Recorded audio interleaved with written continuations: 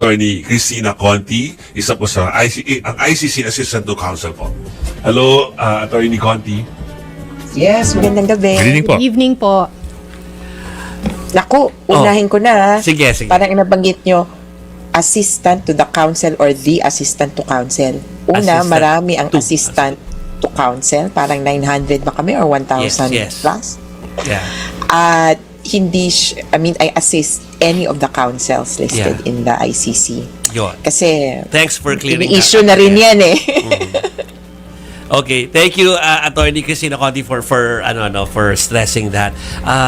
Puntahan natin yung pagtanggap ng mga bagong ebidensya. I think this is a normal part of the normal process while we're waiting for the actual hearing. Yes, indeed. The transmission of evidence, the exchange of all types of evidence is required under the rules. And in fact, in the ICC, it's a bit peculiar. Medyo kakaiba sa kanila. Kasi siguro, ako magandang practice to, kaya gusto ko yung ganitong approach. Inquisitorial sila rather than adversarial. Anong ibig sabihin nun? Gusto nilang malaman kung anong katotohanan, kung ano man yan. Kaya, kung ikaw ay prosecution at nakakalap ka ng ebidensya na kontra sa'yo, kumbaga, pabor sa defense, required kang i-disclose sa kabila. Ayan. So, exculpatory evidence. Yung kabilang banda kasi, parang baka yung iniisip ng iba, katulad ng sa Pilipinas, pag may ebidensya kang nakuha na, which tends to exculpate, o kung ikaw yung prosecution, kumbaga, makakalusot yung pinoprosecute mo, huwag na lang nating sabihin. Kumbaga, either by omission, or conscious na you bury the evidence, kumbaga. Hindi rin tama yon, hindi rin ethical, pero kumbaga, hindi compulsory, absolutely compulsory sa atin at sa ibang jurisdictions yung disclosure. Sa ICC required. So kung may na-interview po ang prosecution na witness na ang sinasabi, wala namang kasalanan si Duterte, sasabihin ng prosecution, ipapasa po namin itong information sa defense, categorized as evidence potentially excluding exculpatory o nagpapawalang sala dun sa witness sa defendant. Kaya po may isang bulto ng ebidensya na medyo lumalago na hindi ko na nga rin na bilang kasi may dagdag na ito. Medyo lumalago naman yung quote-unquote potentially exculpatory evidence. Although on the other hand, yung kumbaga incriminating o yung patungkol dun sa kaso ay definitely multiplied by the thousands more ang dami kesa sa exculpatory evidence. Di hamak na mas marami. Attorney, si Chicky Verhel po ito. So, sinabi nyo nga po na parang lumalago yung ebidensya. So, me, not being a lawyer, tsaka hindi po expert dito sa ICC matters, ang impression po sa akin ay mas lumalago, ibig sabihin, mas talagang gaganda yung kaso or mas magiging strong yung kaso. Pero itong mga ebidensya po, lalo na itong mga additional evidence, like for example, the 78 items from the defense side po, pwede bang, and meron din po sa prosecution na side, no, pwede bang mag-challenge sila sa isa't isa ng evidence para ma-exclude itong, kung ano man yung mga ebidensya na ito later on? Yes, but this is not the time yet. So, ngayon, disclosure pa lang tayo. Step by step dito sa ICC. Kumbaga, una muna, pakitaan, tapos later on, of course, iti-check mo kasi yan kung okay ba, relevant pa sa'yo. Bago pa yung later, yung tinatawag na admissibility, whether the court can receive it or to admit it, essentially.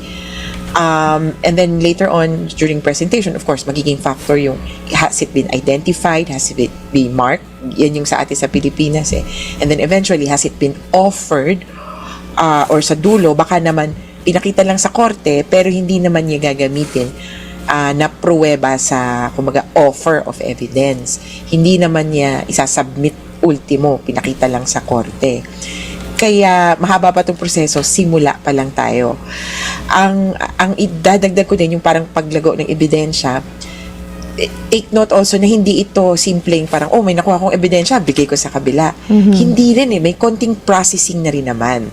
At itong processing na ito or vetting of the information is essentially trying to weed out the one, reliable ba yung information? Baka naman mamaya chismis lang or hindi verifiable. And then another would be in a sense, relevance. Kasi bakit ka naman magsasubmit ng information na hindi pa tungkol sa crimes against humanity, in the acts of murder, committed within, etc., this period. So, may konting vetting na sa bahagi ng prosecution, meron silang tinatawag na parang bigger database. So, nandun yung repository of evidence nila. Hindi nila yon sinasubmit sa kabila, lahatan. Kaya kahit na sabihin natin may disclosure ngayon, hindi naman lahat, meron pang initial na vetting naman. Pero yun nga, marami na itong ebidensya na nagpapalitan. Yung usapin lang na, bakit ngayon? Bakit ano ba? Wala na pong ibang panahon kundi ngayon. Kasi simula pa lang essentially ng proseso nung March 2025 at yung disclosure process ay magpapatuloy even after, or it could happen even after trial has started. Kung baga nagsisimula na ang trial, nagpapalitan pa ng impormasyon. Pwede rin po yan. At yung added layer pa nito ay, iba po sa ICC, tuloy pa rin ang investigasyon. Kahit may kaso nang nakabukas sa isang respondent.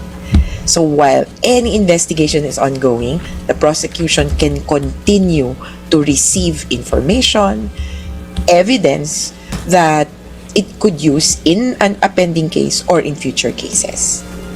Ma'am, yung petition po ng defense to exclude three of the lawyers who represent the victims, I'm trying to figure out kasi kung what the logic is behind that one. Pero now that you mentioned kanina yung difference ng proseso ng ICC dun sa proseso natin sa Pilipinas, I suppose in part yun ang dahilan, no? Kasi sabi nga ninyo, with the ICC method, even if your side uncovers something that could help the other side, you're bound to also release it or pass it on. Tama ho ba? Did I get it right? Yes. Is that and also is that the reason why the defense is going after these three lawyers of the victims?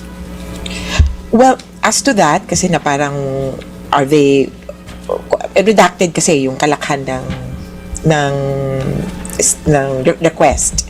But you could kind of glean that they're being questioned because they represented or they assisted victims in some incidents where they could have had access to information about Duterte, about, the war on drugs.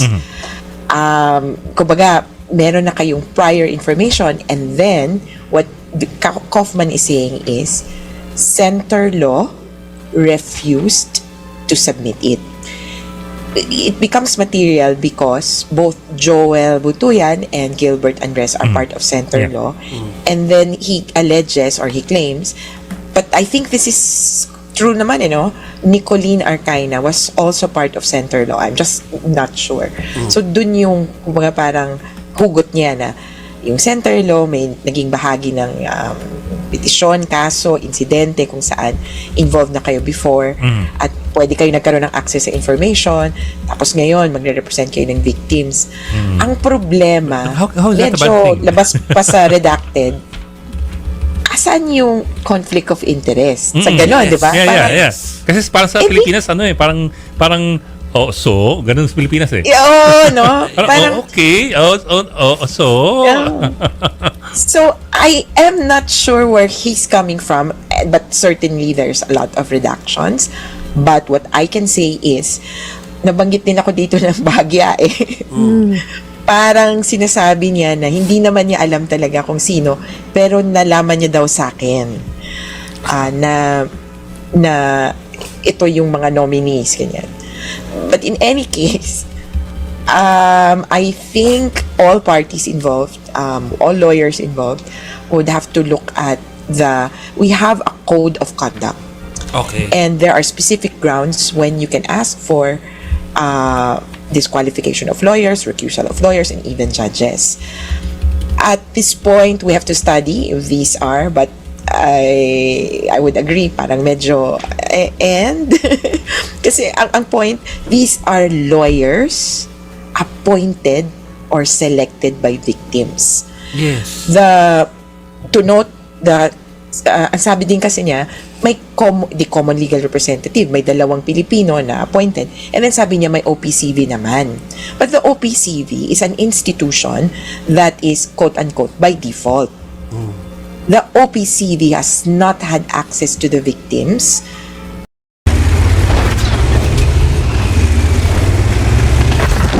I would say, since 2016.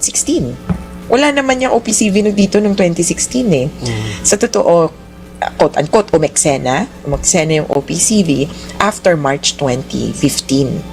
Sorry, napalayo tuloy, March 2025. Kaya, kumbaga, itong mga kliyente, itong mga biktima, pumili ng abogado na dagdag dun, na 2 sa common legal representatives at karapatan nila, prerogative nila na mag-appoint ng legal team.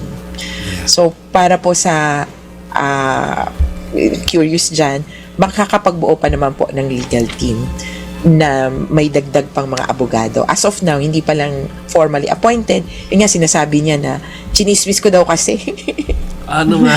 Pero hindi pa niya sure kung, kumbaga hindi pa, although parang kinonfirm daw ng court naman na may request for appointment.